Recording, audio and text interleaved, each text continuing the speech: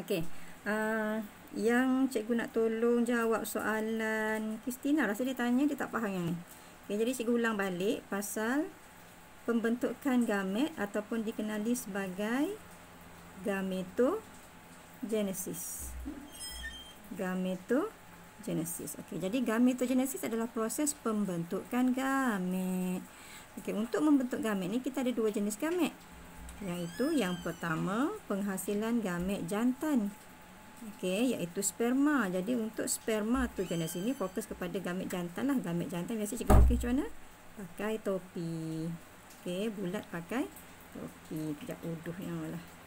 Okey, maknanya dia bulat pakai topi. Okey, hanya untuk gamet jantan. Okey. Untuk yang satu lagi pula, dia adalah proses pembentukan gamet betina, iaitu ovum. So, ini adalah gamet betina. Gamet betina pakai skirt. Okey, namanya oogenesis. Okey, kita mulakan dulu dengan spermatogenesis. Okey, seperti mana yang anak ingat dalam slide tu, cikgu ada bagi yang ni. Cikgu ada bagi pasal ni struktur dalam testis di mana berlakunya spermatogenesis. Berlaku kat mana tadi? Dekat dalam testis. Cuma dalam testis itu pula ada struktur yang paling khusus.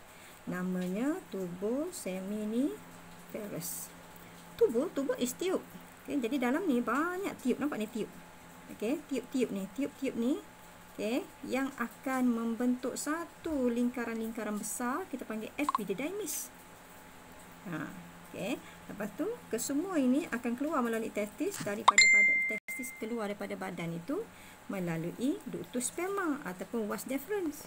Okay, ini ductus sperma. Kuatnya. Ductus sperma ataupun nama lainnya vas deferens. Okey. Cuma kalau kita fokus kepada dalam tubuh seminiferous ini ada pelbagai jenis sel. Ingat tak cikgu selalu sebut sel yang paling luar kita panggil sel epithelium kalau badan manusia lah. Jadi yang luar ni, ni, okay, yang luar warna purple ni, yang cikgu dah titik-titik warna pink ni, ini adalah sel-sel germa epithelium. Okay, okay, gambar lain cikgu abaikan. Kita tengok balik yang ini, yang pembentukan ini. Okay, jadi kita akan mulakan dengan sel epithelium germa ataupun nama lainnya adalah sel germa epithelium. Sel germa primordium. Okey. Jadi sini sel epithelium germa. Alamak kecil sangatlah. Okey, sel epithelium germa ataupun dikenali juga sebagai sel germa primordium. Sel germa primordium. Sorry. Ejaan harus silap ya. Okey, sel germa primordium. Okey, cikgu akan ringkaskan jadi SGP. SGP ni samalah dengan sel epithelium germa. Okey, SGP ni okey, cikgu buat 3 lapis. Lapisan pertama nama. Lapisan kedua dia punya kromosom. Lapisan ketiga baru proses. Boleh ya? Okey, contoh lapisan pertama. Ingat ni je. SGP bahagi jadi GU. Okey. GU pula mengalami grow menjadi SID1. Okey, SID1. Okey. SID1 ni pula mengalami meiosis 1 menjadi SID2. Okey. SID2 ni pula meneruskan meiosis 2 menjadi tidotip. Dan akhir sekali barulah sperma. Okey, so cikgu buat cerita apa nak ingat? Cikgu buat cerita Singaporean. SGP ni Singaporean. Bahagi go. Dia tak pandai jawab soalan matematik. Dia go, kemudian dia SID1, kemudian dia SID2, kemudian dia tidur, dan last sekali dia mati.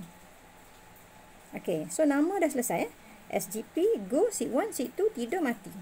Okey, now kita pergi kepada proses dan juga ploidy number dia. Boleh ya? Dan juga ploidy number.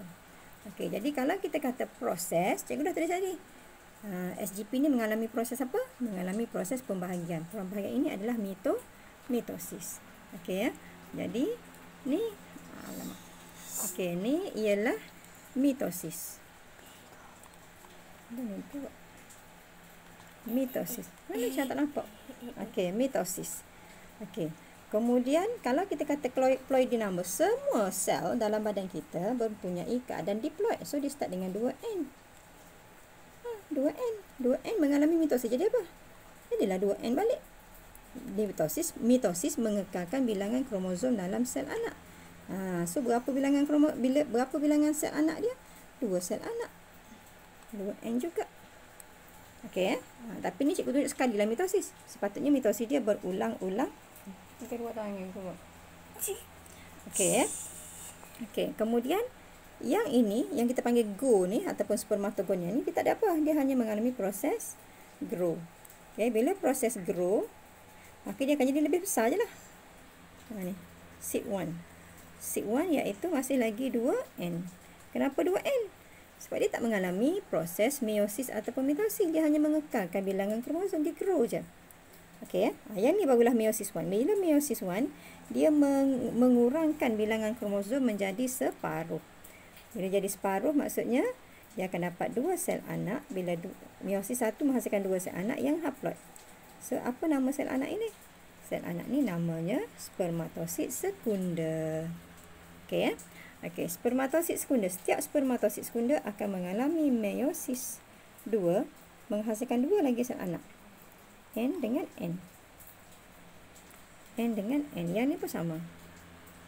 Akan dapat N dengan N. Jadi namanya apa? Namanya spermatid. Okey. Daripada SGP sampailah spermatid, semua bentuk selnya adalah bulat. Semuanya bulat. Tapi bila sampai kepada sperma, dia mengalami satu proses di sini iaitu DYDX. Siapa ingat DYDX? DYDX adalah proses pembezaan. Jadi dia membeza kepada bentuk yang lebih khusus. Yang kita panggil dia sperma. Jadi yang ini akan jadi sperma, ada ekor. Yang ni pun akan jadi sperma, ada ekor. Yang ni pun jadi sperma, ada ekor. Ini pun jadi sperma, ada ekor. Dan bilangan kromosomnya tetap N, N, N, N. Okey, N, N. Cuma dia ada ekor. Okey, itu adalah spermatogenesis. Dan you all kena tahu juga, spermatogenesis ini berlaku bila? Berlaku apabila apabila akil balik. Okey, akil balik. Sepanjang hayat lah lepas tu. Okey. Okey, selesai untuk spermatogenesis. Harap faham.